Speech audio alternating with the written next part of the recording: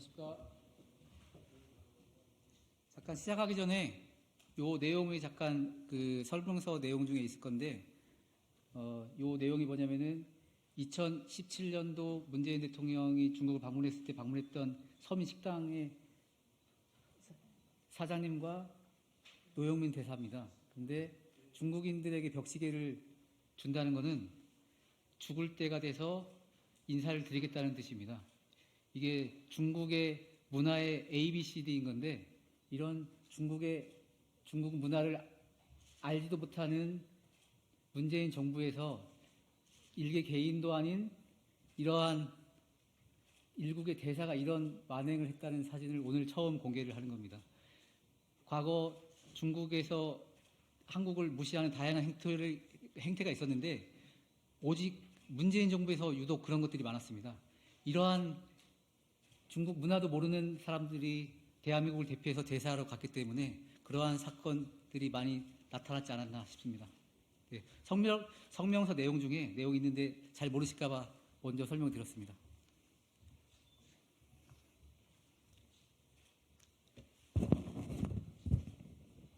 네, 시작하겠습니다.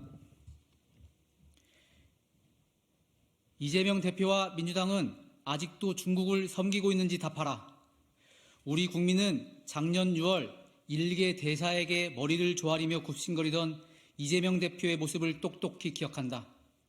그저 윤석열 정부를 비판하기 위해 찾아간 중국 대사에게 오히려 역이용을 당하는 것이 바로 민주당이 중국을 이해하고 있는 수준이다. 2014년은 1월 대만, 2월 인도네시아, 3월 러시아, 11월 미국 대선, 그리고 우리 대한민국 총선이 있는 해이다. 그 첫 번째로 지난 1월 13일 대만 총통 선거 결과는 우리 대한민국에게도 여러 의미가 있다. 친미, 반중 노선을 전명한 민진당이 승리함으로써 중국의 선거 개입 시도가 무력화되었고 자유민주주의 세력의 승리라고 평가할 수 있다. 민주당에게 표를 주는 것은 북한, 중국, 전체주의 세력에 표를 주는 것과 같다. 우리는 다시 한번 이재명 대표와 민주당에게 이렇게 묻지 않을 수 없다. 일개 대사에게 머리를 조아리며 훈계를 들었던 숭중파 이재명 당대표는 아직도 중국의 눈치를 보고 있는가? 저 김용경은 과거 민주당 인사들이 중국의 눈치를 보며 홍콩 민주화 운동가들을 만나지 않고 면담을 거부했던 비겁한 행위를 목도한 바 있다. 당시 홍콩 민주화 운동가들은 중국어뿐만 아니라 한국어로도 임을 위한 행진곡을 부르며 한국 민주주의에 대한 경외심을 가지고 방한했다. 하지만 민주화 운동가 출신인 당시 집권 민주당 인사들을 찾았지만 대부분 중국 눈치를 보며 문전박대를 당해 실망하고 돌아갔다. 민주당 일부 인사들이 한때 민주화 운동을 했던 것은 사실이다. 하지만 이제 기득권이 된 그들은 더 이상 민주를 말할 자격이 없다.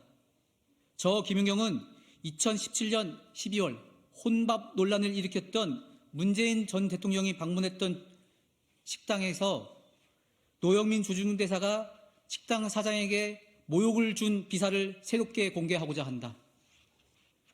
노영민 대사는 서민식당을 방문해 식당 사장에게 문재인 벽시계를 선물했는데 이는 중국인에게 매우 모욕적인 행위를 한 것이다.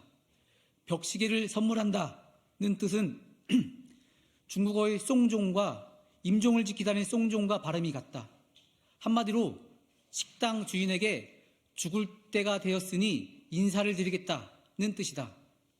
중국 문화를 모르는 일개 개인이면 몰라도 일국을 대표하여 중국에 간 대사가 엄청난 외교 만행을 저지른 것이다.